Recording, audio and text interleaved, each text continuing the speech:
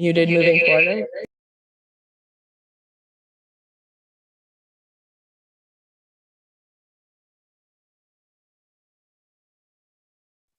Hey everyone. I can't hear anything on mine. Thanks. Hey, Board Member Pearson. Hey. We're just getting started. So we're asking folks to come up to the laptop that is situated on the table right next to Jesse. We want to give a thank you to the administrators and school staff who are here this evening to support this event. And so you'll come up, you'll join the meeting by taking yourself off mute so that folks who are participating virtually can hear what you have to say. And we'll kind of go straight through until we've heard from everybody, and then we'll engage in conversation with the community. The first person coming up to speak to us tonight is Sunny Thao.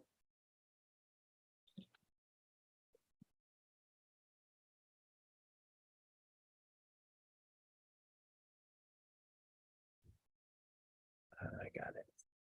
And my last name pronunciation is Tao.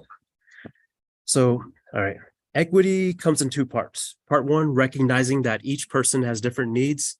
Part two, providing various levels of support and assistance depending on those specific needs. And what is achieved is greater fairness of treatment. So why did I bring up equity tonight? Because I want to speak to the inequitable access the Hmong identifying community has to the district's Hmong English bilingual program. This problem actually was identified during the planning phases of the program, and it actually remains today. So that makes it a 7-year-old or 7+-year-old problem, effectively. Currently, the program is only offered at Lakeview Elementary, which is on Madison's north side.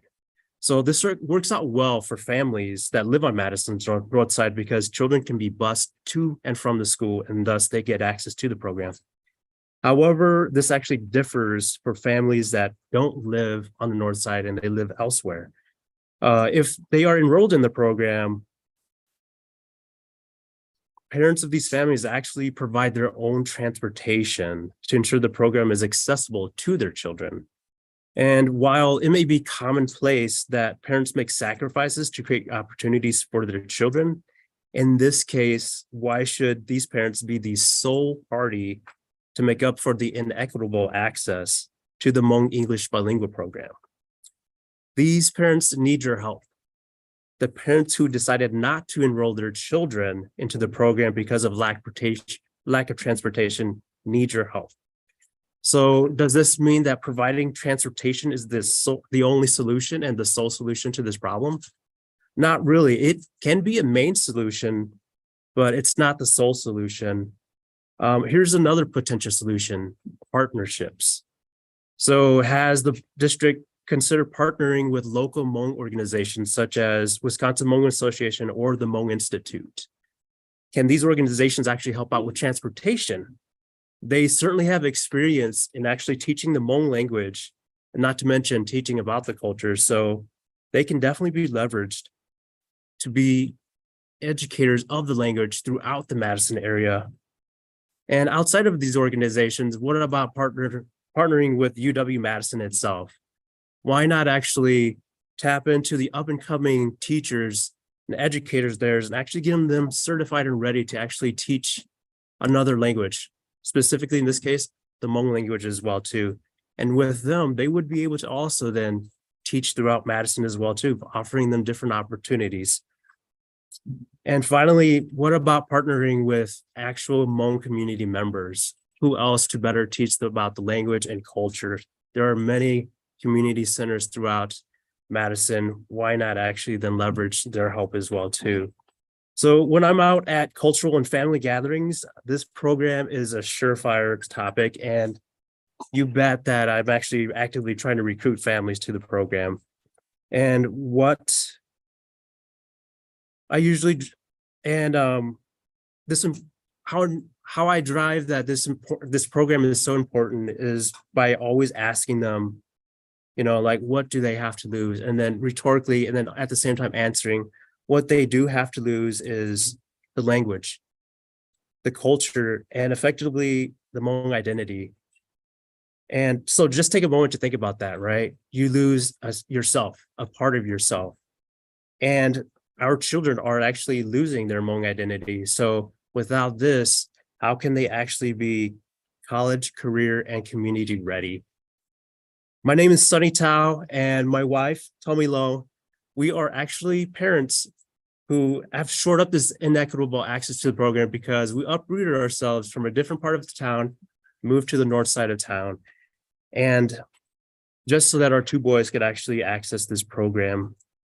Just wanted to thank everybody for their time tonight, and I hope that there can be appreciation in me actually pointing out a problem, but not only that, providing a solution or some solutions. And I am definitely more than open to always discuss more solutions and help this program evolve.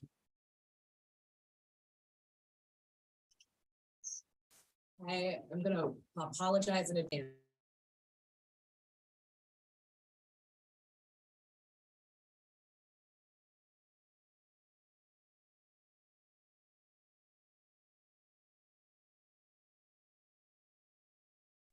Sorry, Ali, I didn't hear the name.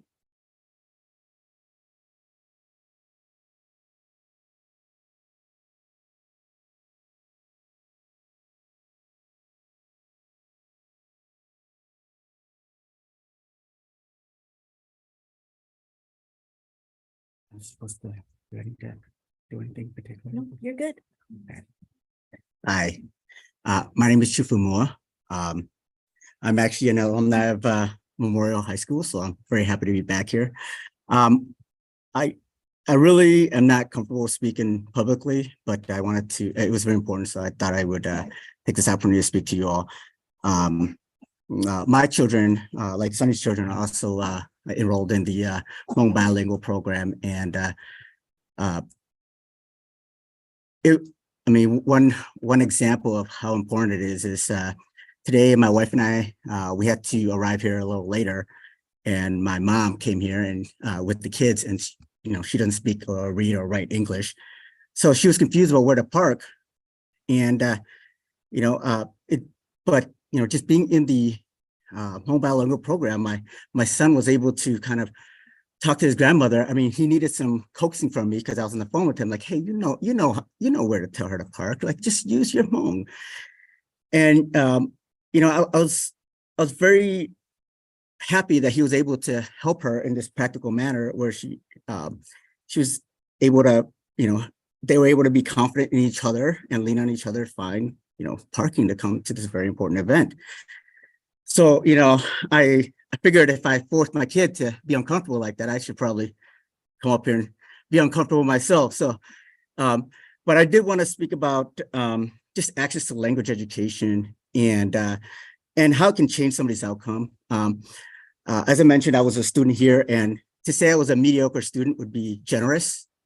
But there was definitely one area that kept me in school, kind of helped me out, and I took the Chinese language program here. So Miss Natasha Pierce, amazing teacher, probably somebody who kept me in school, kind of kept me out of myself, made me see the world, that the world is bigger, there's more out there. And that's what I hope that you guys will take is, support language programs, particularly the bilingual Hmong program.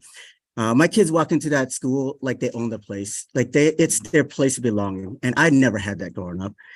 And so what I ask for y'all is, take a moment, look into the program, look at what it does. And it's still lacking. It's been an uphill battle to make sure that this program is up and running and to make sure that it continues to grow. This year, the staff had to make some really tough decisions in terms of splitting time between teachers, because not very many teachers, the pipeline to find and recruit these teachers is so limited. So one of the things I hope that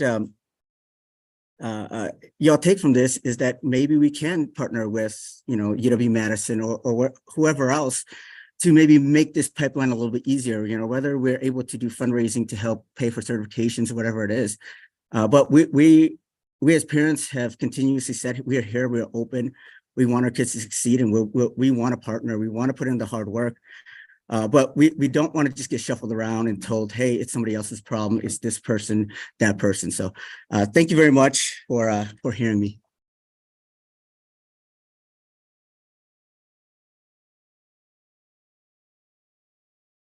Pahova Tao.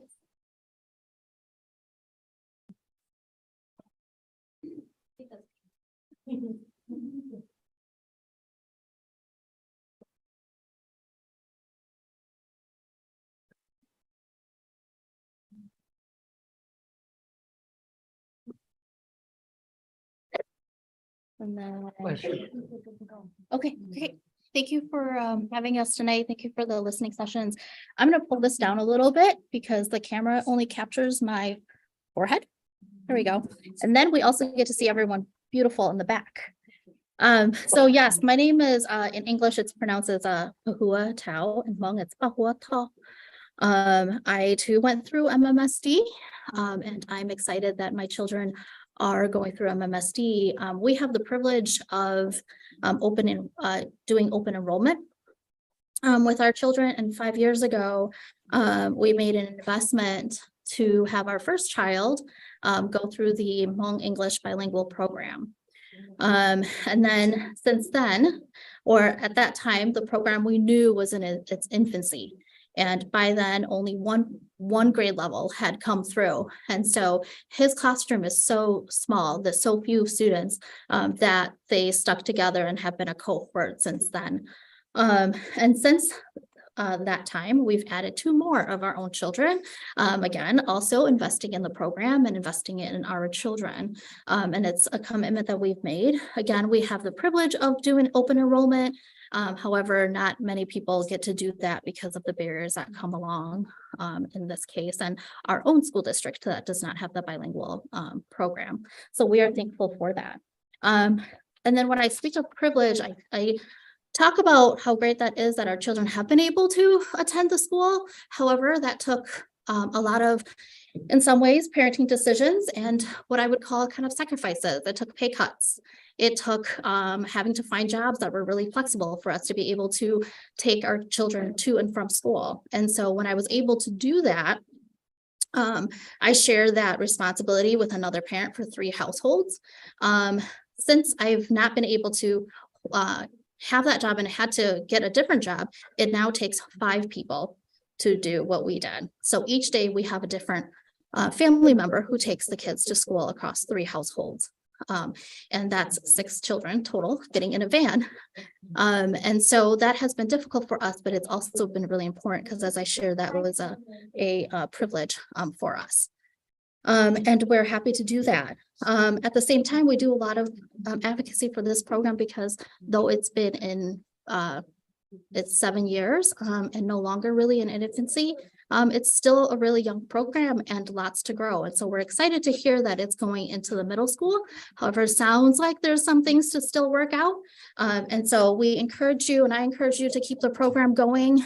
In 2020, we lost our main staff for the program.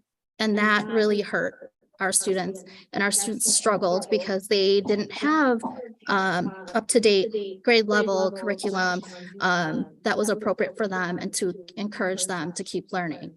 And so we reached out to the board, and unfortunately we did not get much support.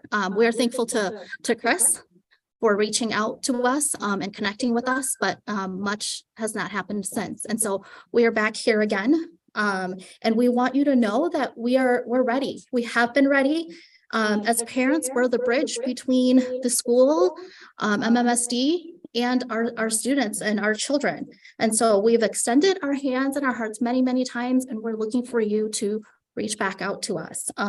Even though I feel like the time is past due, we're still here. We're still waiting. We are looking forward to connecting with you. We have organizations in the community and connections in the community who are also just really begging and waiting to have these conversations. Let us help you with what we can do within our strengths and what you can do with your strengths. And then I'm going to wrap this up with there are many other parents who couldn't be here, but one of the parents shared this with us, and I wanted to be able to read it. This is a parent who has a child who would be going into the kindergarten program come this fall. The parent says, with our schedules, I don't think we will be able to participate. We decided not to enroll our son in the program. After some talking it over, we recognized that while we value the program, it's not realistic and sustainable in the long term for us to drive him across town. We both work in demanding jobs and we don't have support locally in town to support us as a family. Our situation feels just hard enough to be a barrier. You are welcome to add this to your testimonies if it is helpful. I also share this feedback on the Google form the presenter sent after the orientation we attended about the program. Another piece of feedback I shared was a hope that MMSD would consider other ways of supporting the Hmong community and the preservation of our language and culture by offering Hmong youth language and cultural programming through MSCR, like in the weekend workshops or other summer sessions. For example, 20 years ago, I received a scholarship and completed the CIAC program at UW-Madison. This is how I learned to read and write in Hmong. It would be incredible if MMSD could do something like that, like this for our kids in the summer. So thank you all for your time today and for listening. Thank you. Achua Bly Vang.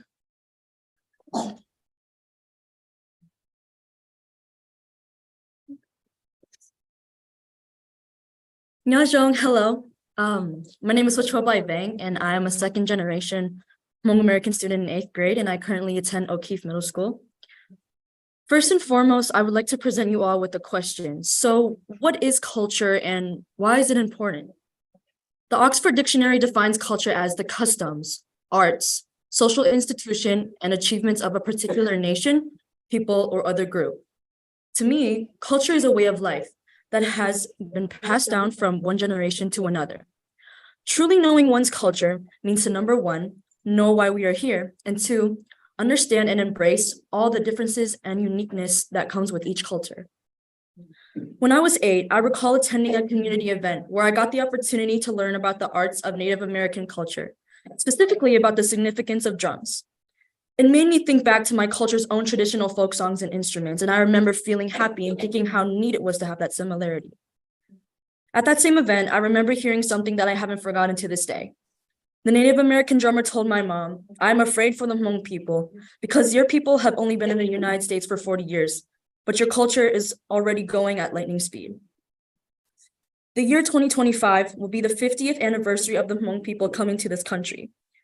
And just like the Native American drummer predicted, I'm witnessing my own language dying.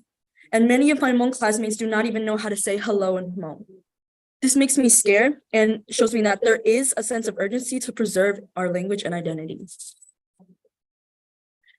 When I walk through the doors at my school, I'm a Hmong American learner. But what does this mean? It means that I'm primarily an English speaker, learning to speak, read, and write in Hmong. I want to learn more about who I am and my people's history. I want students, both Hmong and non-Hmong, to know why and how the Hmong came to the United States. But how can they know more about the Hmong when the Hmong are not even a part of MMSD's curriculum? Last year, the only mention about the Hmong was the genocide unit in social studies, and it was only a small summary assignment.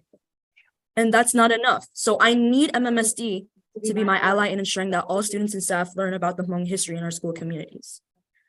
MMSD prides itself in ensuring that the district creates a culture of belonging and appreciation for diversity and inclusivity. To truly show commitment to this pride, MMSD needs to do better to serve Hmong learners.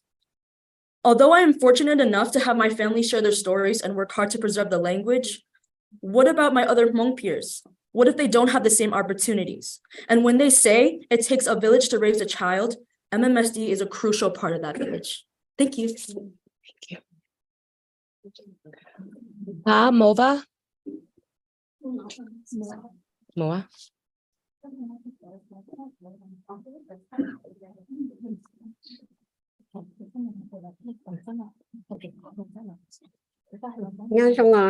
Hello, everyone. Của tôi là nói chuyện của lâu rồi đó thì của xã tôi thơ của cho mình nhỏ thọ này tỏ này ba bé thế thế phần cả rồi bé chậm nhỏ cần tới mong thế bé trả lâu nó bé thế bao là hay lùa cho là tất chỉ là cần tới mình cả thế chị là ta chỉ bé hay là chỉ bao họ là hay là bé chỉ bao ấy là như nhau được bé trả lâu cứ theo họ như nhau được cho mình nhỏ thế này.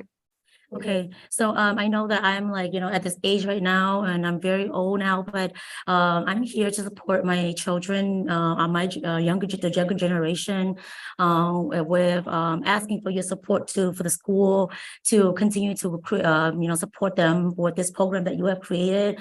Many of my kids, they are in this generation are now losing their language. They can't even speak Hmong anymore. And when they come home from school, they only speak English to us, and it makes it very difficult for us parents to understand them and to even have a communication with them or even have a relationship with them because of the lack of not knowing their own language. So I'm asking that you, the school, to also support them and help our children, our Hmong children,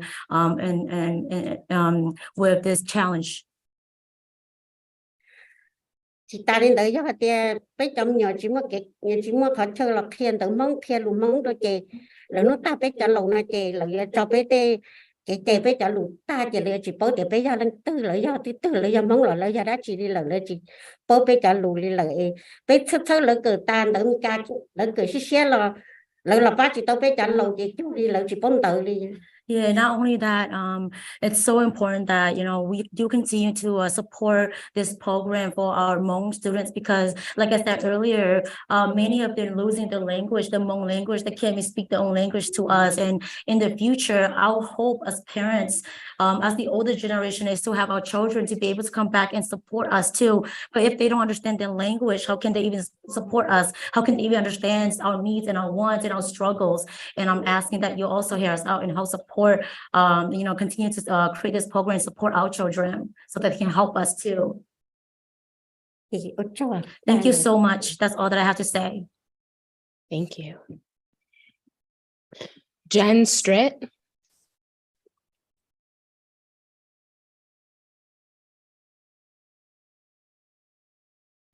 My name's Jen Strite, a parent of Memorial and Jefferson students. Imagine a class full of 30 new English language learners who come from 4 different continents and among them speak 10 different languages. Would you put them in an English class with only one teacher? No. You would offer supports like opportunities to learn in a small group or one-on-one with a teacher or bilingual resource specialist. A beginner music classroom is a parallel situation with 30 plus students learning the language of music on 4 to 10 different instruments all together in one class. It's easy to imagine with band and orchestra, but I would like to point out that in choir, no 2 instruments are the same. MMSD students need a well-rounded education that includes coursework in music and the arts. They need reasonable class sizes and curriculum that parallels what students in other Dane County schools are getting. We parents, students, and teachers want to see arts curricula truly open to all students, not just those with the privilege of taking private lessons. We want decision makers to focus on what is important for kids to grow up equitably in the Madison schools, not on enrollment numbers. Research has proven that the arts are an integral part of student learning and inclusion and improve academic success. One recent study states students who learn to play a musical instrument in elementary and continue to play in high school not only scored significantly higher, but were about 1 academic year ahead of their non-music peers with regard to their English, math, and science skills. This is regardless of their socioeconomic background, ethnicity, prior learning in math and English, and gender. Funding the arts well will overcome pandemic learning loss and continue to narrow gaps in education. Amazing spaces have been built so students can have access to fine arts curricula. Now is not the time to make cuts in arts coursework or to overload the learning experience with large class sizes. Students in other districts are coming back to the arts after the pandemic in higher numbers and greatly needing the variety of skills and social involvement that the arts provide. What is going on in Madison? It's not the teachers, as they continue to demonstrate excellence in education. It is time for MMSD to step it up by investing more funds in arts curricula to provide learning that engages all students, builds creative thinking skills necessary for employment in the 21st century, and empowers students by validating their unique perspective of the world. There's also the added benefit of filling the community with good publicity about our amazing students. And perhaps you all can stop by the orchestra event in the auditorium and in the cafeteria after this meeting and see for yourselves. Thank you. Leslie Winston. Hi, I'm Leslie Winston, currently a social worker at West High School and a parent of an MMSD student with an IEP. I'm speaking on behalf of over 150 of my social work counselor, psychologist, speech, OT, and PT colleagues who have met over the last year regarding pay scale discrepancies. We have sent emails to you, board members, and to the administration. In short, the issue is that salaries have been compressed over the last 20 years so that a colleague who has a master's degree plus 48, which is track 7, the highest track possible without obtaining a PhD, and has been working at MMSD for 20 years is making $78,000, while a colleague in their first year in a school after obtaining their master's degree is making just $12,000 less. Put another way, according to the HR report from August of 2021, a new social worker with no school experience was hired at a salary in the $40,000 to $45,000 range. While this past August 2022, social workers with no experience were hired in the $60,000 to $64,000 range. In some cases, within the past 5 years, new hires are now being paid more than staff who have been working for MMSD for multiple years, despite the fact that the new staff are being trained and mentored by the senior staff that they are now being paid more than. While we are happy to see that colleagues straight out of their master's program are receiving salaries in the high $60,000 range, as they should be, what does that tell the rest of us who have been working for MMSD? When HR was originally made aware of the situation, they said they were going to correct it and immediately made salary adjustments to some colleagues who asked. But once more colleagues asked, HR stopped making adjustments. We are tired of being told we are valued and receive no remedies to this situation. The HR department held a listening session for us in December after a lot of pressure from our group. At the time, we were told a 2-year compensation study would take place to determine if there is an issue that needs to be addressed.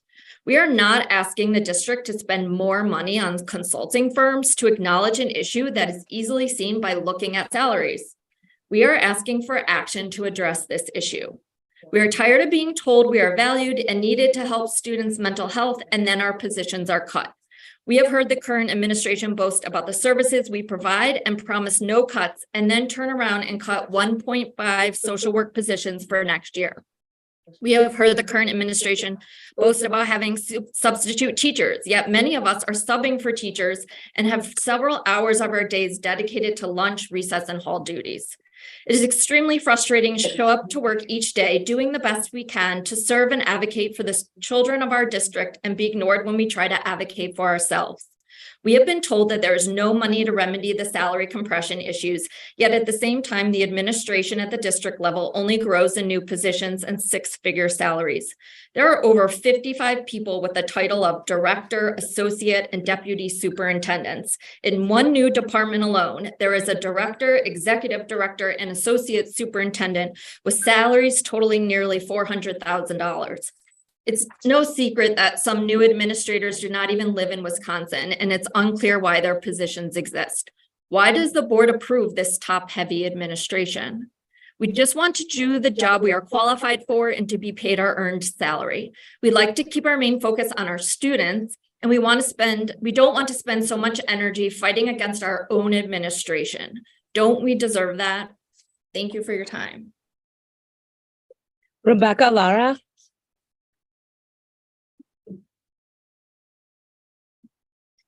Hi, good evening. I wanted to give a personal lens to the situation I'm seeing in my school.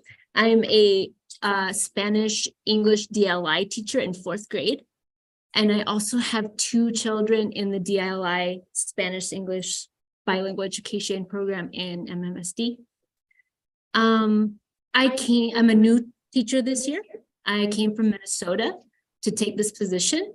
I was so excited to join the team because I love the model that has been implemented so widely in the district.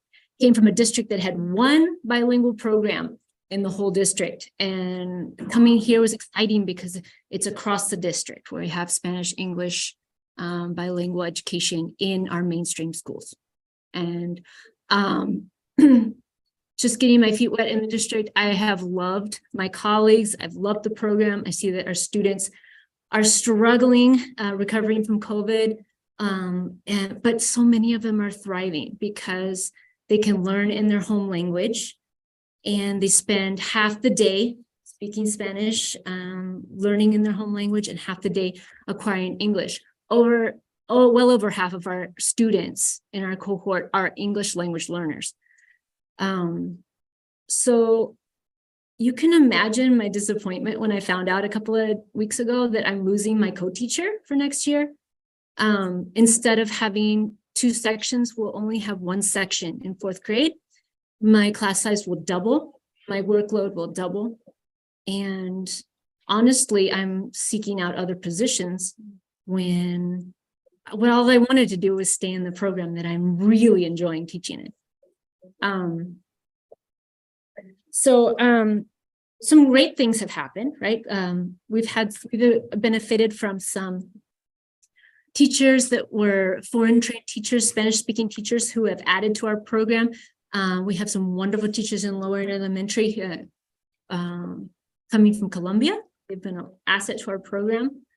Myself, I'm benefiting from a DWD grant to get my bilingual certificate through Edgewood College. There are ways of funding, benefiting the program, and I'm worried that if this continues to happen, where teachers like me who have moved from out of state to come here and brought my kids to this program, they realize that we could, the program could be weakened 1 year to the next. I'm afraid that we'll lose teachers like my wonderful co-teacher. Our upper elementary program is cut by 50% because this is happening in 5th grade as well. I don't know how to emphasize how important it is. Thank you to the bilingual ed Hmong community for coming and advocating for your school.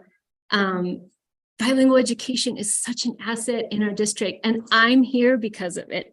And I would hate to have it fizzle out and be watered down and not being the quality program that it needs to be, because we're affirming the identity of so many children. This is not a marginal program. It's not serving a small percentage. It's serving a huge percentage of our young people, and it needs to be funded. I appreciate the infrastructure projects around town. I appreciate the new infrastructure projects at Memorial and the other elementary schools.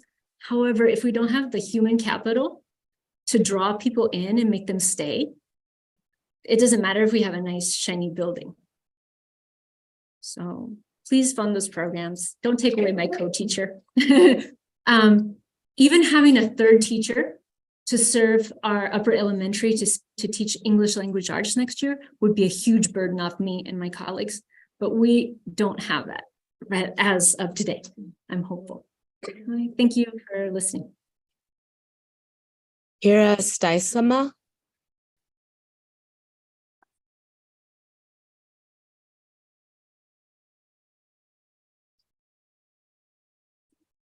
Hi, my name is Kira Seitzma. I'm a sophomore here at Memorial High School, and music is very important to me. I've been passionate about music for almost all my life, in listening and writing and playing. I've been in the music program at Memorial ever since I got here. First, it was choir, and now it's guitar. Last semester was an amazing experience. I had prior knowledge of guitar, but Mr. Yeager and the guitar class curriculum helped me improve and hone my skills. Unfortunately, this semester in the advanced guitar class, we have to share the space with the Guitar 1 kids. And although I've made friends with some of them, I have trouble challenging myself and my guitar skills, especially since we only have about 15-ish minutes with one teacher that has to balance 2 classes in one period. In the future, I feel it's important to have a proper advanced class for the guitarists who want it and any other classes that would need it. To me, music is an outlet to express all the things I usually don't get to, and guitar is where I get to explore the things that make me happy. Other people might be feeling these same feelings that I do, and I would like them to get to express themselves in the way that I get to every 3rd period, Monday through Friday. Hopefully, this situation can be resolved and kids will be able to create beautiful music for the full class periods with a teacher who can give his full undivided attention to the classes. Not just Guitar 2, but Guitar 1 as well, who are just starting out on guitar and would like to learn more. Thank you. Thank you. Eric Effner.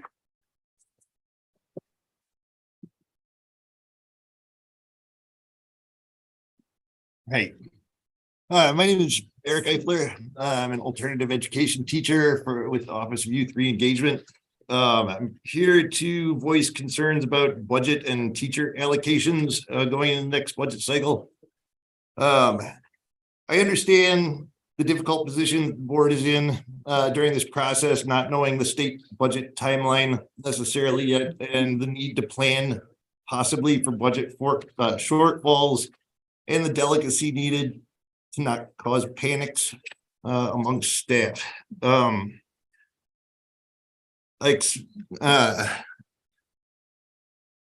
I also want to say that I'd like to compliment the board and the district on making equity like a #1 priority across the district. Important, and appreciate that. I appreciate that you support your priority of equity with things like the SMART goals and the special education plan, strengthening our community partnerships across the community, and maintaining the essential services for our students, a lot of which have been mentioned tonight. And I appreciate that you do seek input from principals and educators and students and the public. With that in mind, and understanding the importance of these priorities, I was surprised recently to receive notice that my OIR teaching position was being surplused. I'm not worried about me. I'm an adult and I'll be fine. What I am worried about is what's going to happen to my students. Like, what opportunities going forward are they going to miss? And how can we justify disrupting their education after COVID again? I'm also concerned, if I'm in this position, what's happening across other alternative programs and other programs that serve at-risk students, especially at the high school level, at risk at the high school level. I think programs like the one I'm working for, programs that serve this community are making the greatest strides towards meeting the SMART goals in the special education program. I think we're having a very high degree with engaging community partners around the community. And I think we're serving exactly the students that you reference when you're talking about equity. If my situation is indicative of what's happening across special education and alt ed, I think that we're failing our students, the students with the greatest needs. I think we are not also supporting the district's highest priority of equity. And I'm just here to appeal to you to serve the students that I'm serving, to do the work it takes to build that equity and prioritize budget items that are going to support our most underserved students. That's all. Thanks. Thank you. Jenny Bell.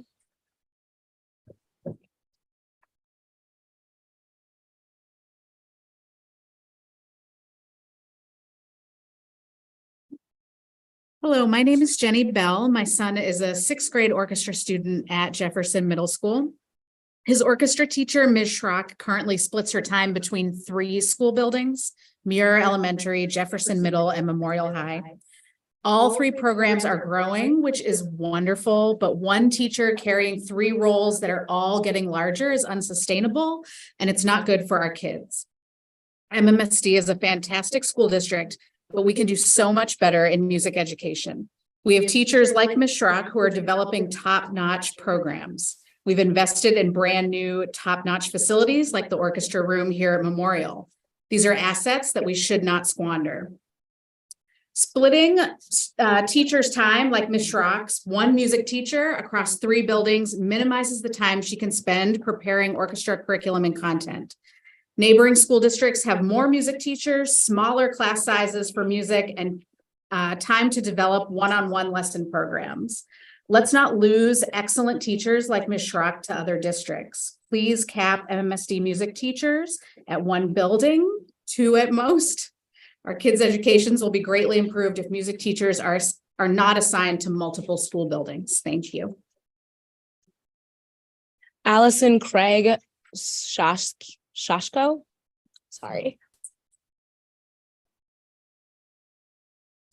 Thank you so much for hosting these listening sessions and for navigating a really difficult time for the district. What you do is really important. I'm a general pediatrician. I practiced in Madison for the past 20 years. My clinic is on the Isthmus, and the vast majority of my patients are MMSD students. I know how much the curriculum at MMSD matters to their well-being, both their mental health and their lifelong health and the decisions they make going forward. I'm also a parent. I have a former graduate of Memorial and a current senior. One of my children has dyslexia and has benefited from an IEP program. And there have been times in my child's life when the music program may have been the only space where he felt successful in this school. Music programming and curriculum is applied math. Music curriculum is applied language arts. Music curriculum is applied science. And when you are struggling, whether you are struggling in any way in school, music is a space where you're connected with people who see you and see your value as a human being, a young learner, and where you have joy and where you have connection and where you have teamwork. My children have benefited from being in music programs at Crestwood, amazing musicals at Spring Harbor, band at Spring Harbor, band, concert band, jazz band, choir, and musical programs here at Memorial. And I can tell you that those programs bring children joy. They connect the children to each other, and they have a huge impact on their sense of being successful learners and the horizons that they reach for when they go beyond the high school experience. And it would be a travesty for the district to lose what brings kids together and helps them feel connected to their education. And as a community member, I'm also really concerned because I have patients from other school districts too. I know that families in Dane County have choices, and I want to keep families that are in the Madison School District because I believe in public education. I believe in the strengths of this program, this district, and I don't want us to lose more because we don't value that sense of community and joy and celebration that kids feel in arts programming here. And so I just really encourage you to understand the lifelong health benefits that a music program brings and the intangible connections and community building and the equity benefits for all kids to be able to have that kind of experience in our educational system. So thank you so much. Steve Selwood.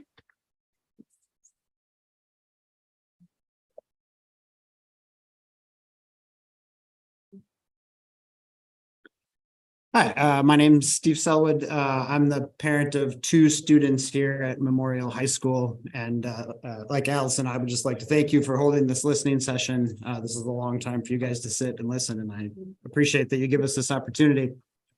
I'm here to speak in favor of music programs in schools and against cutting music programs in schools. I mean, I think the benefits of music to a student's education are well established, well discussed, well written about, and previous speaker Jen had some impressive statistics about students who participate in music doing well academically. So I don't have much to add to that. I would add that music, though, unlike a lot of things that students will learn during their time in school, is lifelong. And I would just, from my own experience, you know, many of the things that I learned in my K through 12 education, I could not speak intelligently about today because that was a long time ago. But if you handed me a saxophone right now, I could play it because that has stuck with me throughout my life. And my entire exposure to musical instruments came through my K through 12 public education. I never took any private lessons in saxophone. I just learned it in school and took it with me. When I went to college, I continued to play the saxophone in the band in college. And then after college, I traded in the saxophone on a guitar and learned how to play guitar. But again, that my ability to interact with music and play with music is all based on the foundation that I got during my K through 12 education.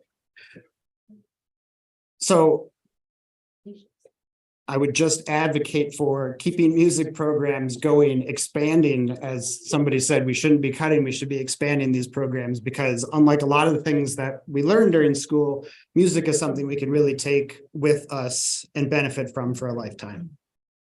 Thanks. Alyssa Selwood.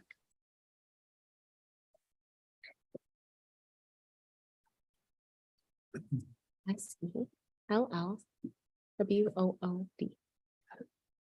Hi, thanks for the opportunity to speak with you guys tonight. I really appreciate you setting up the forum to have an opportunity to hear from the community. And I too want to come up and support an increase in staffing and investment in our district's music program. Now, I myself, unlike my husband and others, I'm not a musician, but I see how valuable music plays in building strong communities in our school and enriching and creating well-rounded students. And for example, tonight we do have an orchestra concert starting at 7 or 7:30. And I would really encourage people to stop by and see the sense of community that's created and centered around music and action. We're always looking for ways to create community, and what a great example, you know, a simple music concert is that can be fostered through a strong music program. I have seen the value of having an excellent music teacher play out firsthand. The orchestra program we have here at Memorial was struggling, and my older son, who's a strong musician and now a senior, stopped participating in organized music as a result of that. However, that has all changed with our new orchestra director, Mrs. Schrock. She has infused new life into this program, created excitement and passion in the students, and that's resulted in strong growth in the number of participants. My younger son, who is now a freshman and is actually usually more prone to athletics, has eagerly continued playing the cello as a result of this excellent teacher. As another person noted, and I've observed as well, that Ms. Schrock must divide her time amongst 3 schools, developing multiple curriculums. And as I see this is not a sustainable workload, and I fear burnout will occur quickly and minimize the success long-term of this music program. Cuts to music do not help our schools. Having teachers dedicated to up to a max of 2 schools as proposed is something that I would think is a strong way to improve teacher retention and improve their ability to connect meaningfully with students. Further investment is needed to provide sufficient teachers and resources for the music in each of these schools. I just want to say, you know, investing now is important because building from here is much easier than trying to fix problems that will arise if we allow further decline in our music program. So thank you. Thank you. Heather Laurel. Hi, my name is Heather Laurila, and I'm a music teacher in MMSD, and I feel kind of teary listening to these parents. I just wanted to give you an idea of what my 8 years in MMSD has been. I love my job, and I definitely don't want to change districts, but since I started, I've been in 12 different schools with 16 different principals. The first 2 years, I was at 5 different buildings. The next 2 years I was at 4, and now I'm at 3, and I love it. I don't want to change it, but I teach 5th grade strings, but I feel like maybe people don't know that it's possible for us to actually have to go between 5 buildings. And the problem with switching 12 different schools in my 8 years is that every time I create a new relationship with the principal, with the teachers, the students see me in the halls and they know who I am. Like, oh, I'm going to be in strings with Miss Al. Oh, sorry, no, I'm changing again. I'm leaving. So we talk about relationships, but it's really hard to build relationships when you're in so many buildings. In the time that I've been here, I was thinking about it. I think only one high school music orchestra teacher has remained the same, only one middle school, and only 2 elementary. I think every other school that I can think of has changed in 8 years. There's not a single teacher that's remained.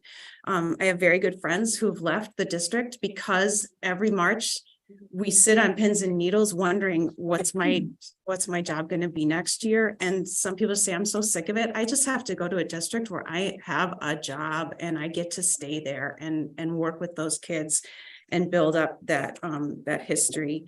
And I love to do lunch bunches with my kids. I know, like these parents have said, that music is so important to so many of my students. And I literally run out of my building to go to another building because so many kids want to do lunch bunch with me and practice their instrument. And I have to be there with them. And so I have to drive across town from Randall to Emerson in order to catch them at lunch and be with them.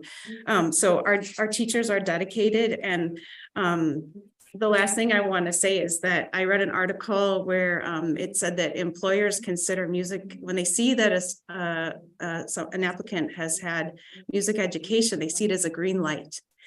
And I asked my students, why do you think that is? What is it about music education when you apply to a college or a job that they say, ooh, I want that kid or that person? And my students' answers, as you can imagine, are it shows dedication, it shows perseverance, teamwork, patience, creativity. You have the ability to get frustrated and keep trying. And so I'm friends with Lisa Schrock, and I've heard her be really worried about what's going to happen. And she's such a dedicated person. Please don't let another one of my colleagues leave this district because we don't support music education like we should. Thank you. Ami Broman.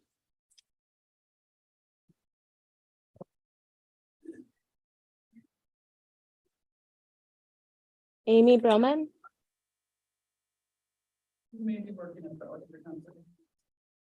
She's working at the orchestra concert. Okay. Adeline Pence.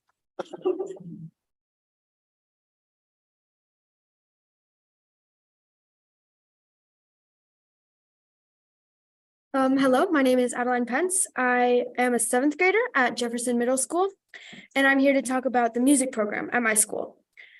I've been in orchestra since 5th grade. I love orchestra, I love my instrument, and I love my teacher, Miss Schrock, whom I've been with 6th grade. At my school, there are 3 different classes spread throughout the grades. We have kids in our class that are at all different skill levels and play many different instruments. Ms. Schrock works hard to teach us all, and a lot of students do not have the resources to take private lessons, so they rely on Ms. Schrock heavily. Ms. Schrock does so much for all of us.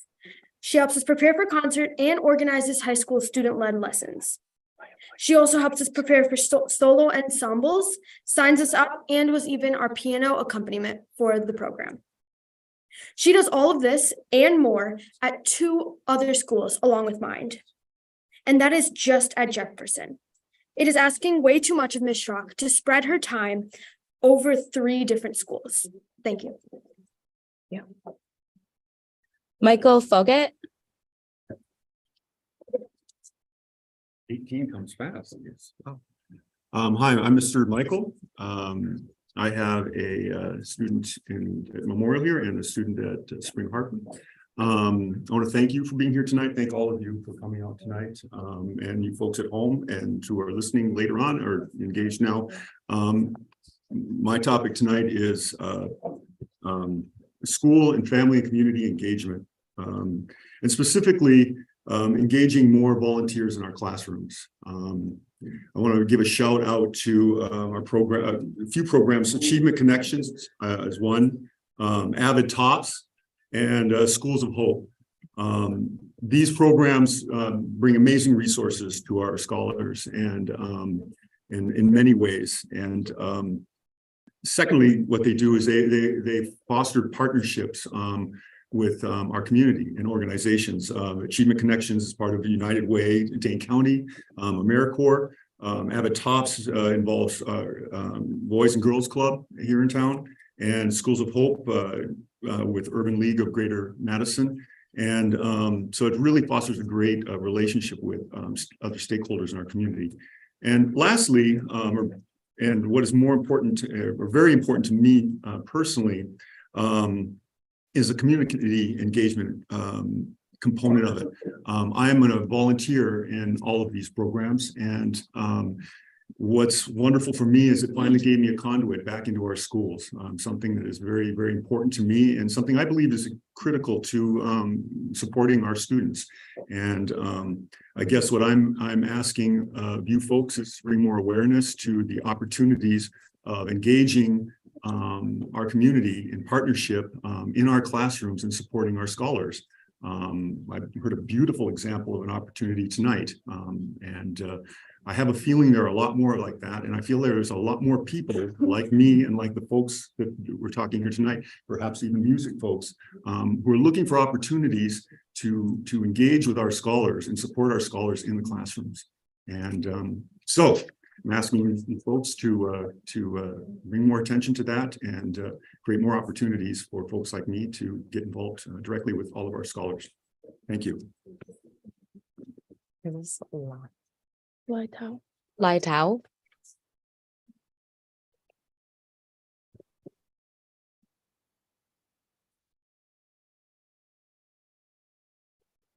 Nhớ rằng school board, this is exactly the looks that I get from my children when I speak to them in Hmong. My name is Lai Tao, and I want to say that I am a proud graduate and parent of the Madison School District. On February 1st this year, I had the opportunity to attend an informational meeting about the Hmong bilingual heritage program at Black Hawk Middle School. I was very impressed and proud that the Madison School District cared about my heritage and wanted Hmong students to continue to preserve our native language and culture. I was so excited that I immediately enrolled my son into the program. To my disappointment, I found out that the program is only offered at Lakeview Elementary and Black Hawk Middle School. As a single mother of 4 children who works full-time, I will not be able to transport my son daily to the Black Hawk Middle School so that he can take part in this wonderful opportunity. I also know that many Hmong parents, like me, are not able to transport their children all the way to the north side of town in order to take advantage of this program. I am here tonight to ask that the school board improve access to the Hmong bilingual heritage program by expanding the program to other schools in the Madison School District. My son and other Hmong students who live on the west side and south side of Madison should not be at a disadvantage due to their address. If expansion is not an option, I recommend that the program be made available virtually through Zoom temporarily so that they can take advantage of this program. Currently, I have 2 high schoolers who attend La Follette High School, and they take Spanish virtually. So if Spanish is able to be made virtually, the Hmong bilingual heritage program should also be available virtually so that all Hmong students who's interested could take advantage of this. We have the resource for it. We should take advantage of that. As a proud parent of the Madison School District, I hope that the school boards can work through the challenges and make Hmong bilingual heritage program more accessible. As a Hmong student growing up, one of the things that kept me steady hard and kept me going was knowing who I am and knowing my culture and language and where I came from. So I really hope that you will continue to support this program and make it accessible so that all students, so the Hmong students could continue to preserve their language into the future, just within 2 generations. I mean, my kids don't even speak or understand Hmong anymore. We're losing our culture and language so quickly. It's so important that they continue to know who they are and where they come from. Thank you so much for listening. Nai Her Tao.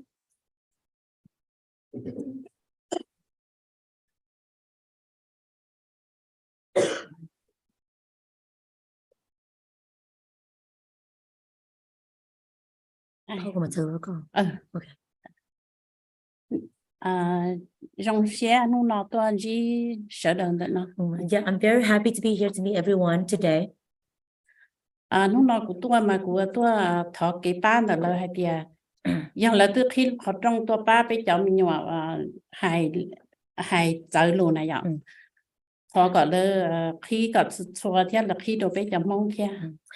I am here today because I know that the school district has open opportunities, has brought opportunities and open opportunities for our kids. Our kids to have the opportunity to learn their own language, and I would like that you continue to do that and to also expand this program so that others can also join this program to continue to learn about their own heritage and their own language. Cho cô yêu mà lời cô lo ta lời cô ý là ý cho họ lời ta chỉ cho cô cho sáng giờ ta chỉ nói là lời chỉ bảo cô ý lo luôn. Yeah, so the kids that I gave birth to are now adults. They're older now, but they're their own kids, which they're my grandchildren. They don't even know their own language. Lời này lời chỉ nó từ mua họ lời cô tụi lâu đó là mua họ lời chỉ thấy cái gì là tôi lời lần mà lúc nó không cảm ban nó thọ cả được khi còn lo là một chỗ của cho sáng giờ. Yeah, so their parents now are working, as citizens, working, giving back to, their schools and to the community. And so I would like to ask that you continue to support these programs, to support their children, which are my grandchildren, so that they'll continue to be able to know their own identity and speak their own language. Giờ lấy chỉ muốn cho một trò kia rồi tỏ của cho sáng sớm mà lấy nhớ tỏ lệ phò lên một giờ xa gì lăng giờ thì lấy chỉ cho rồi tỏ là lấy cho lúc lấy rõ này cả ở nhà tôi tỏ rồi. Yeah, so I would like for you to consider having this program in an area where it's going to be accommodable for many of the parents or communities that live further away, so that it's not so far for them, so that it will be more convenient for them to be able to attend. I have about 6 kids that are 6 grandchildren that are attending La Follette, and if you would consider moving the site to somewhere where it's actually in the middle and make it easier make it more convenient for all everyone to be able to get to, I would really appreciate that.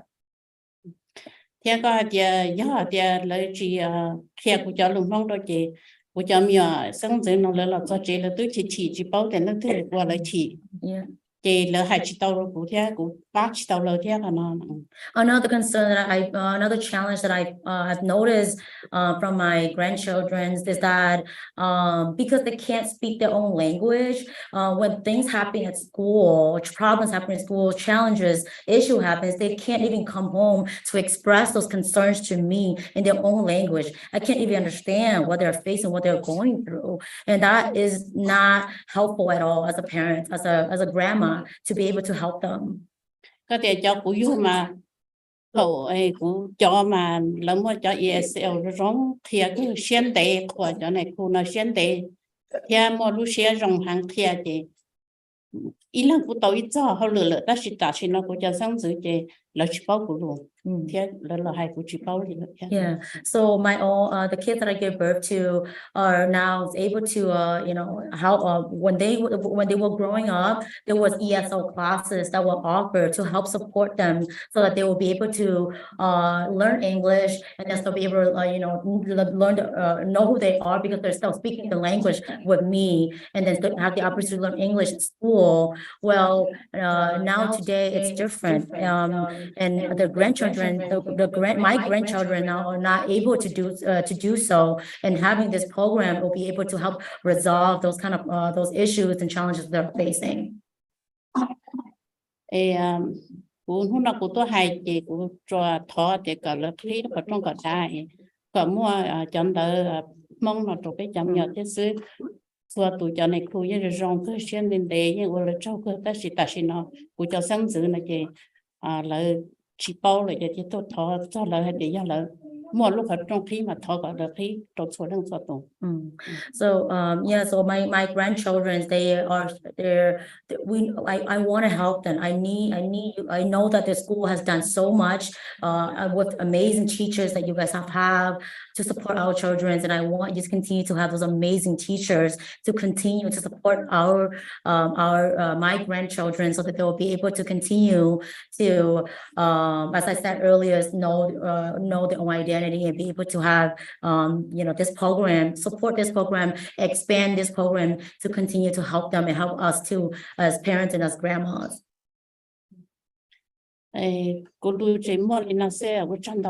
This is all that I have for now, and thank you so much for this opportunity. Thank you. Arlene Kennedy.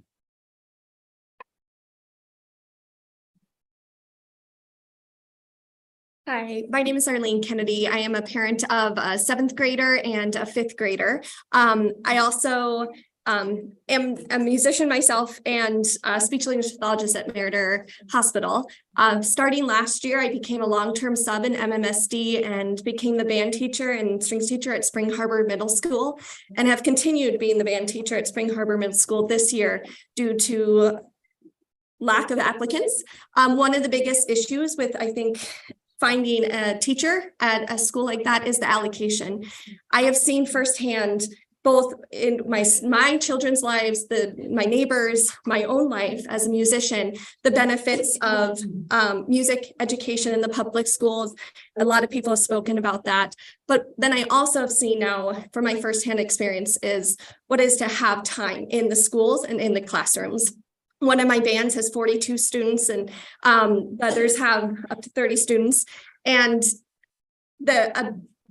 having the time to work with students to help them learn their new instrument is incredibly valuable and important, as is time outside of the actual classroom during those office hours, lunch periods, flex time, after school, before school, for students to come in and connect with you and to learn their instrument and feel empowered to play. COVID was very challenging on everyone, but in the arts especially, and learning an instrument virtually is incredibly difficult. So when I returned to the school last year, I was prepared for the students not to know how to play, but I wasn't prepared for the apathy and the frustration and the total dislike of music because of what the frustrating experience was during COVID. This is a rebuilding time for our students, and they are rising to the challenge. They're meeting it. They're doing an amazing job, but they need time and resources to do that. And the school, we've invested as a community in this school building and the music program here with beautiful facilities. And that is very, very exciting. But we have to have the kids feeding into it and have them be excited to want to sign up for the music programs to then take advantage of this amazing facility that we have here. And I think we have the ability to do that, but we need to invest in it and allocate the teacher energy and invest in the teachers to then help the students. It truly will enrich everyone's life and benefit everyone in the long run. And that needs to be smaller class sizes, as well as having the teachers and paying the teachers. So thank you for your time. Melvin Miller.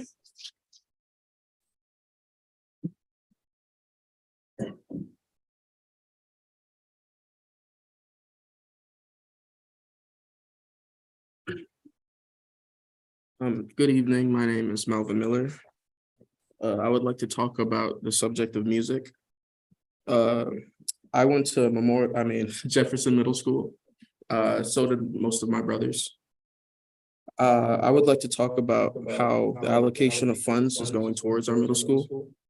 I believe more of this funding should go towards the Department of Music and not from it. Why was I given the opportunity to enjoy our music industry, but the younger generation now is not? Music is important to me and a bunch of different people. I have met outstanding people through this program who have felt more like family than family has ever had to me. People who encourage me to be me. I want others to feel like I have throughout this experience. Losing music is like losing a part of me, and I cannot stand by when it's being torn from our youth. So please bring more to the department, not from it. I'd like to speak more about how music comes in all shapes and sizes, and I believe every single piece of music deserves its own spotlight. I believe that, I'm sorry, this is a lot to me. Everything deserves its shapes and every piece deserves a spotlight.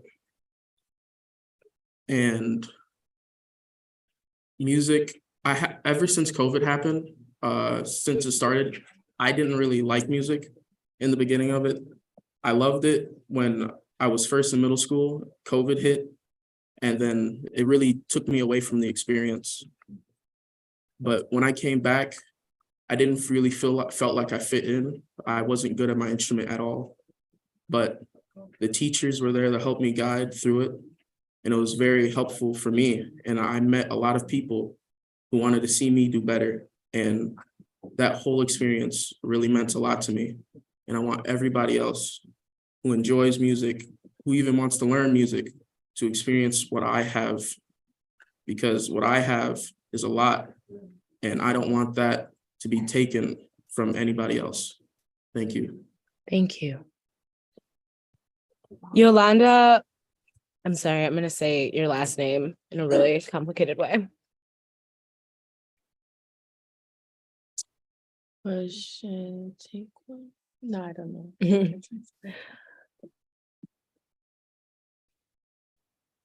Yes. Thank you for joining us, Yolanda. Hi, greetings, board. It's an honor to be able to address you today. Yolanda Pushtataniqua, mother of a Native American kindergartner. First, I offer many thanks to those involved in bringing land acknowledgements into schools across Tejoc. I understand that the student body has done a lot of great work to get the land acknowledgement plaques into the schools. As an Indigenous person, I was very proud to hear the land acknowledgement being read aloud over the PA at Shorewood Hills Elementary. We look forward to, with great pride, the land acknowledgement ceremony that will be taking place at our school next month. However, MMSD must continue to build upon the support for First Nations students, beginning with reaching out to the community and knowing these students, who they are and who their families are. Some examples of ways to do that include, we do need permanent positions of Native staff who go into the schools, work directly with Indigenous students, and who can dedicate their time to supporting Native students and their families directly. This is virtually non-existent at this time. The violent history of colonization continues to play out to this day. Historical federal policies designed to strip away basic human rights of Native people are still impacting today's families. And when we have a private moment, I would be glad to share some many personal examples of how that is playing out. However, modern policies do allow for specific ways to intervene and to better support in this educational process. What we need is for MMSD to better facilitate this process. The Native community must be involved in the hiring of the new superintendent, because the new superintendent must continue to expand upon the Indigenous curricula and to build relationships with, one, the tribes, two, with the Indigenous community.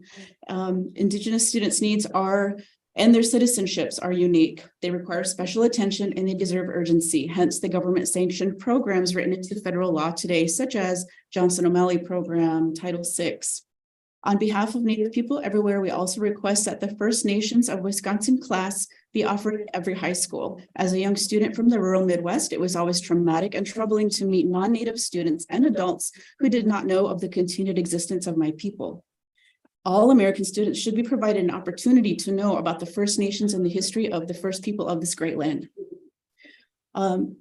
If I still have a moment, another specific example of how to better support Indigenous students is to facilitate better direct communication between the government sanctioned entities designed to support those students, such as Title VI and Johnson O'Malley committees. This can be done by making it easy to identify who the Native American students are in every MMSD school. It is currently not possible for the JOM committee to identify all Native students to reach out to their families.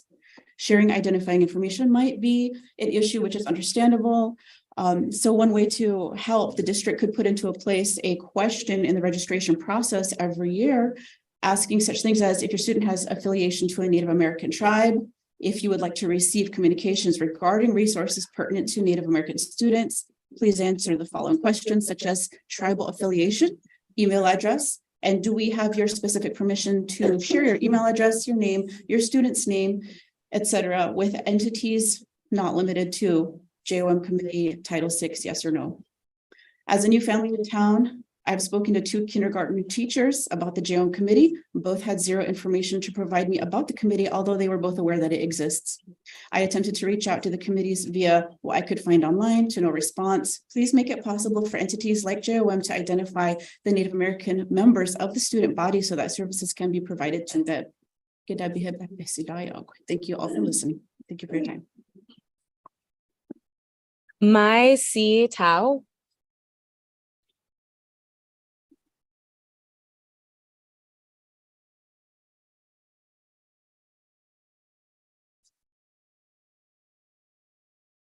Okay. Thank you very much for your time today, Madison School Board members. My name is Mycie Tao.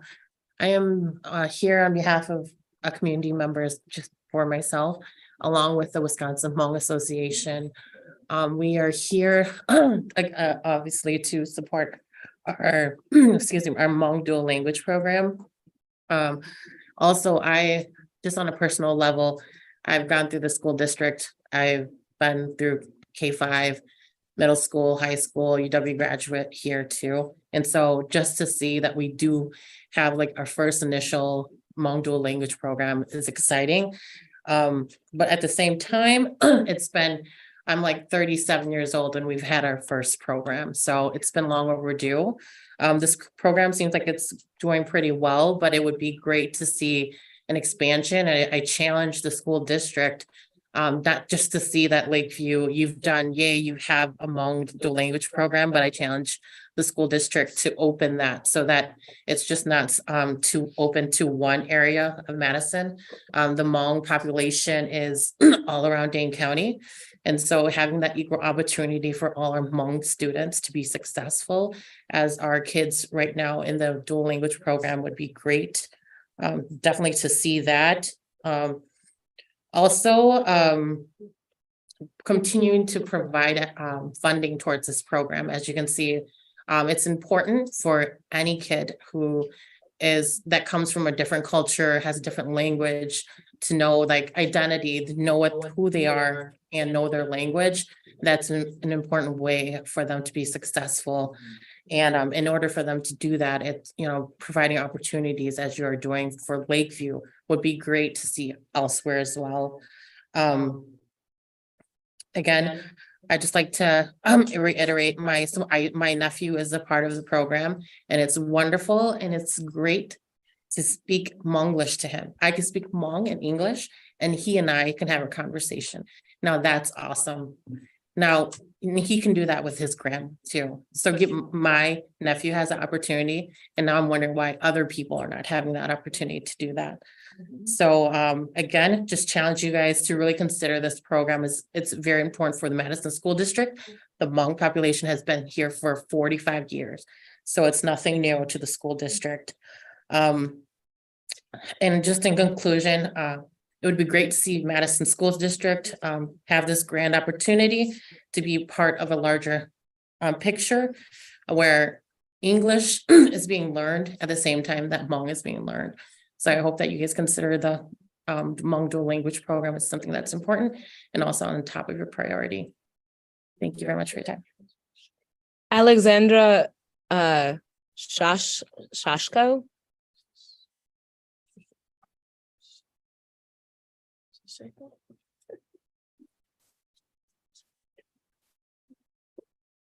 Hi there, I'm Alexander Shoshko. I teach history in the Department of African American Studies at the University of Wisconsin. I have two children who are, one is already out of MMSD, the other is finishing up his senior year this year. I want to thank you all for listening today. I want to really acknowledge the sacrifices that all of you have made doing this job throughout an extraordinarily difficult time.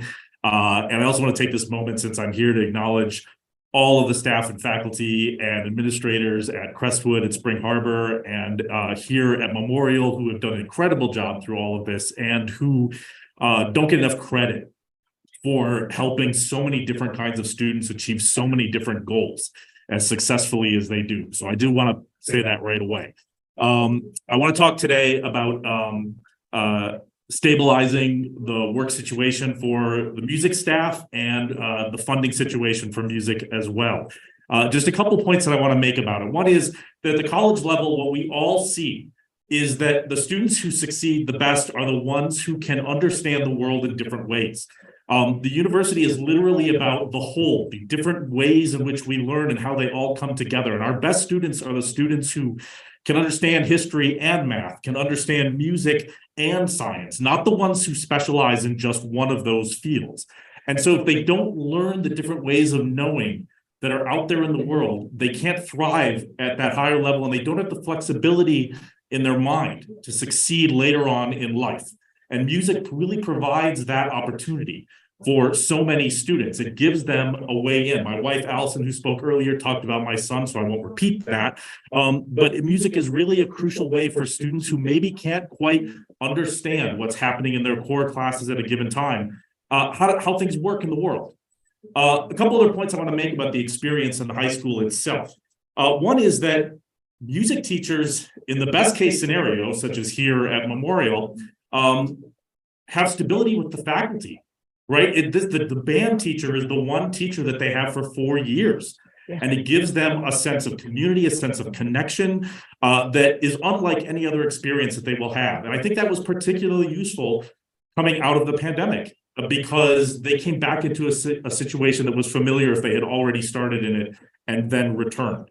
Along those same lines, something else that I just wanted to point out about that continuity of experience is that the shared experience of the students in those arts and music programs it's not just that they go on in life with memories of these experiences because they got to perform in a way that they don't in their other classes, but it's also that they build these shared friendships over time. And I think it's very easy to underestimate how powerful those friendships are in their math classes and in their science classes and in their history classes, where they go in when they go in with a teacher and other students who've only been there for a semester or a year, but can find the people they've known for 2 or 3 years or longer and can share in the learning experience in those classes as well. And finally, just to wind up, music is one of the most powerful ways in which we are curious about the world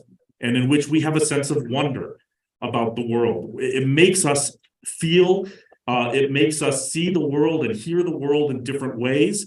And for whatever reasons, which I cannot fully articulate, it does it in a faster and easier and a more transparent way, especially with young people, than a lot of other fields, but it can lead them to that sense of wonder and curiosity in all of those other fields along the way. So I really urge you to think about all of those extraordinary ways that music can help students achieve their goals as you plan the budget moving forward. Thank you. Thank you so much. That was our last speaker. I want to acknowledge that we're about 30 minutes over what we had planned for this evening. And so I want to thank the folks who are staffing this event and supporting us and being here tonight for sticking around. I want to start by saying, each board member will have the opportunity to speak to what the themes of this evening were. There are 3 people who signed up to submit comments in writing.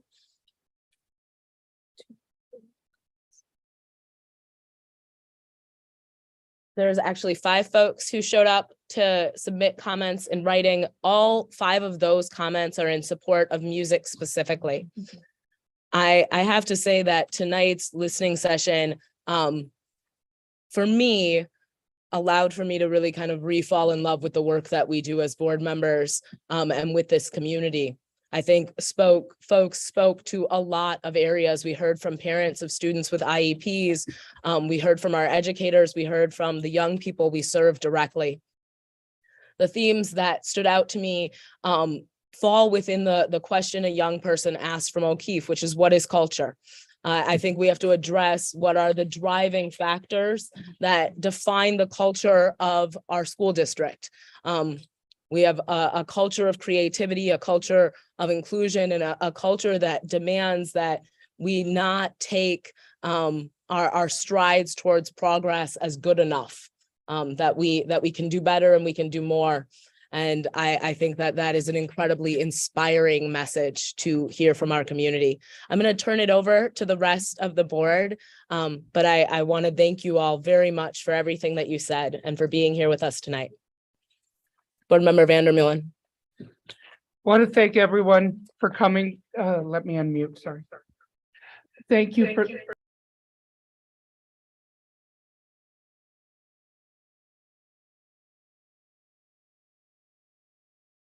What I am first going to say is to Eric Eiler, I had no idea about the cuts on alternative education programs. They had been rumored, but this is the first time I learned of them. That deeply, deeply troubles me. These students need our help more than any not having cuts there, and that's something that needs to be looked into. Now we get to Melvin. Melvin, you almost made me cry. Okay, I don't cry. That is not something I do well. However, the way you spoke about and passion you spoke on music education was absolutely beautiful.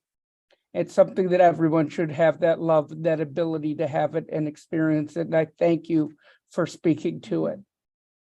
And lastly, Alexander, I truly appreciate, as a history major who spent more than enough hours in the humanities building getting lost in it while listening to the wonderful serenades of the music department because we shared a space, was so I could feel you and understand what you're saying. Music is language, music is love, music is math, and it's a way of communication. If we as MMSD need to be serious, we need to look at how it affects every single student and every single staff member, because quite clearly, this is essential to our children, not just essential to our community, but both. And I thank you guys all. Further comments or discussion from board members? Board Member Pearson? Yeah, in a similar vein, what you said, Ollie, I think, definitely let me unmute myself. In a similar vein, that Ali mentioned, just referencing what someone said just about culture. I know that like my best friend growing up was Hmong, and I learned a lot of Hmong language just because she was my neighbor. And I was able to be a part of the culture in ways, and some of my best friends are also Hmong, who some of their kids also have access to this program, and they live on the South Side. So what I will say is that I do know once the elementary school is finished being built on the South Side, I know that Lakeview will be moving there. And so is it? No, it's Alice. It's Alice. Frank Alice, sorry. I got the wrong school. But I do think that there's an opportunity, especially on the South Side. There's a large Hmong population there. And so I don't know what it would look like for us to expand it, but I do think finding a way to expand the program would be great. Sorry, I misspoke about Lakeview being moved. I get the Frank Alice also mixed up with that. So I just wanted to say thank you all for coming and speaking to that. So I do think it is important that we have that our students see themselves in all aspects of our curriculum and all aspects of our schools, including teachers and staff and such. So, and then also speaking to the woman that came, Yolanda, talking about the Native American staff as well. I think that that's something that I think she may have already left. But I do think that that's, again, fitting in the vein of like culture and what we as a district want to be able to provide to our families. And Madison is a very diverse area. So yes, thank you all for coming. Appreciate it. Board Member Castro. Yeah, I just want to thank everyone for coming out tonight, and first and foremost, demonstrating care and empathy for the entire community and grace toward the entire community, including staff, the board, families, students. I thought that the comments tonight were really thoughtful. I want to say first and foremost, I'm very interested in preserving culture and music here in Madison, and so definitely want to have more conversations with you all on opportunities for us to help preserve culture and art in Madison. I also want to take the time out to say that we're going to try our hardest to mitigate a very challenging budget situation throughout the school year, and also want to put on everyone's radar that we will be listening very intently over the next few years as we intend to plan the next referendum, and where we have opportunities to preserve culture and arts. And so yeah, we have a very challenging budget situation, and I want you all to know that we're going to try our hardest to mitigate the impacts of that. Thank you, Board Member Castro. Board Member Gomez-Schmidt. Yeah, like everyone else, I want to echo the gratitude for everyone showing up and speaking to us tonight.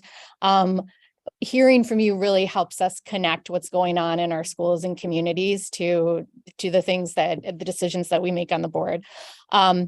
And I just want to speak to the importance of, as I'm sitting up here taking notes, trying to figure out how we take the feedback that you gave us and work with schools, work with our administrators. There's a number of them here tonight, to really involve our communities in the change that you want to see happen and the programs that you want to see strengthened. Because what I heard tonight are the things that you value, from the DLI programs to the music programs, are the things that bring people to our district and that engage people in our district. And so we definitely want to figure out how to continue to strengthen these programs, even in the midst of challenging budget times. And I think what I also heard from all of you is that you want to partner with us to do that. And so knowing that everybody is very busy trying to figure out ways to most efficiently and effectively do that, so that we can all be partners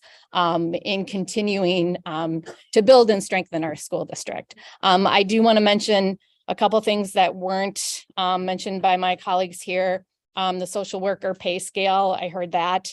The DLI, the youth re-engagement, and the school family community engagement piece that Michael spoke to. So yeah, thank you all for coming, and please do stay in touch, and we'll try to find some steps forward.